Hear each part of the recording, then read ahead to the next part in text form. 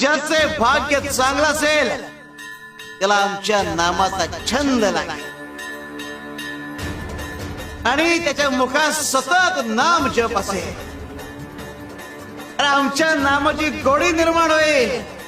ध्यानी मनी स्वप्नी ही नाम संजीवनी वदनी असेल.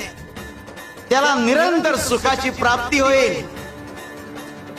तसं मधाचं सेवन करण्यासाठी भ्रमर कमळ फुलात गुंतून पडतो आणि अत्यंत आनंदाने आणि आदराने मधाचा आस्वाद घेतो.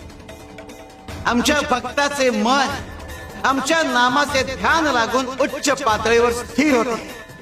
मन नामात एकाग्र होईल. त्याची चंचलता नाहीशी होईल आणि त्याचे उन्मन होईल. अरे नामस्मरण हेच प्रपंच व परमार्थ साधनाचे साधन आहे.